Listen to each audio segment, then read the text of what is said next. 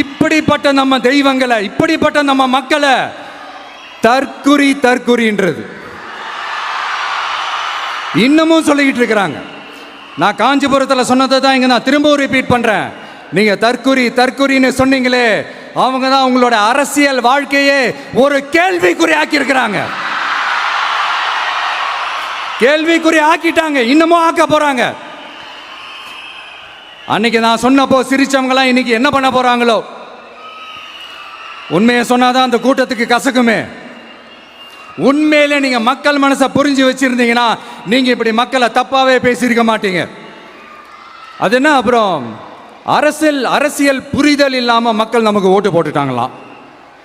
இந்த கவர்ச்சியில மயங்கி மக்கள் நமக்கு ஓட்டு போட்டுட்டாங்களா? நான் என்ன, சரி விடுங்க.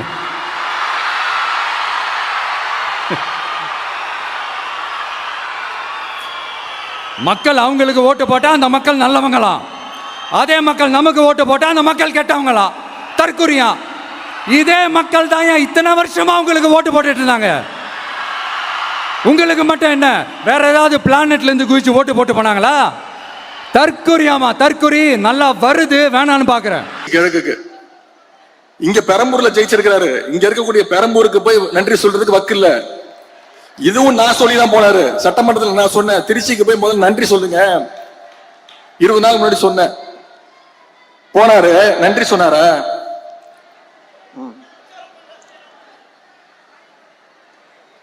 பொதுவா ஒரு முதலமைச்சர் ஆனதுக்கு பிறகு நம்முடைய தலைவர் இந்த 5 வருஷத்துல எந்த மாவட்டத்துக்கு போனாலும் அந்த மாவட்டத்துக்கு புது திட்டங்களை போய் அறிவிப்பாங்க. ஏதாவது ஒரு திட்டத்தை அறிவிச்சாரா? திருச்சிக்கு போனாரு, ஏதாவது திட்டத்தை அறிவிச்சாரா? ஒரு திட்டமும் கிடையாது. திருச்சி கிழக்குல இன்னும் 6 மாசத்துல இடைத்தேர்தல் வரப்போகுது. அதுக்கான பிரச்சாரத்துக்காக போயிட்டு அவர் எப்ப வாயை திறந்தாலும் அவர் வாயிலிருந்து வர வார்த்தை ஒன்னே ஒண்ணுதான், எல்லாத்துக்கும் காரணம் திமுக தான்.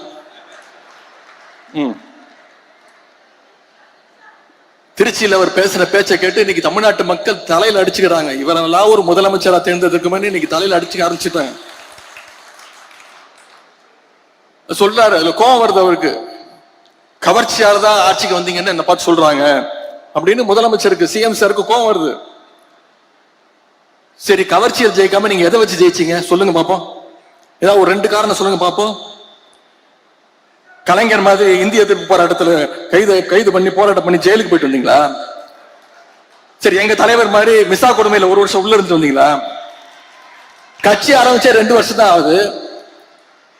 மாநில உரிமைகளுக்காக என்னைக்காவது குரல் கொடுத்திருக்கிறீங்களா? ஒன்றிய பாஜக அரசு ஏதாவது குரல் கொடுத்திருக்கிறீங்களா? பின்ன வேற எதை வச்சு நீங்க ஆட்சிக்கு வந்தீங்க? ஏதாவது ஒரு போராட்டம் பண்ணிருக்கீங்களா? எல்லாத்தையும் விடுங்க. தமிழ்நாடு முழுக்க போய் மக்களை சந்திச்சு உங்க கொள்கை என்னன்னு சொல்லி ஓட்டு கேட்டீங்களா?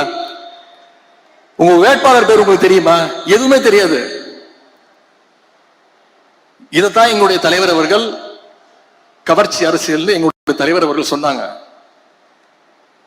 அது மட்டும் இன்னொன்னு சொல்றாரு, அவர் வாயில நல்லா வந்துருமா? வாயில என்ன வரும்? தமிழ்நாட்டு மக்கள் வாயில நிறைய வரும். தமிழ்நாட்டு மக்கள் காத்துக்கிட்டு இருக்காங்க, இந்த முதலமைச்சர் வாயில ஏதாவது ஒரு நல்ல வார்த்தை வருமா அப்படின்னு, ஏதாவது ஒரு திட்டங்கள் வருமானு இன்னைக்கு காத்துக்கிட்டு இருக்காங்க. இது வரைக்கும் உருப்படியா ஒன்னும் வரல. எந்த பிரச்சனையை கேட்டாலும் திமுக வெர்சஸ் தாவேகா செய்கின்ற சதி. இப்படிப்பட்ட ஒரு முதலமைச்சரை இன்னைக்கு தமிழ்நாட்டு மக்கள் தேர்ந்தெடுத்துட்டாங்க. அந்த முடிவை நம்ம ஏத்துக்கிட்டு தான் ஆகணும். அது மட்டும் இல்ல, தூரசக்தி, போரசக்தி, பாரசக்தின்னு நம்முடைய திரைப்பட இயக்குனர் திரு டி ராஜேந்தர் மாதிரி ரைமிங்கா டயலாக் பேசுறாரு. திமுகவுக்கு வயசு 75, பவள விழா ஆண்டு தாண்டி போயிட்டு இருக்கிறோம். திமுக நாங்க பார்க்காத வெற்றியும் கிடையாது, நாங்க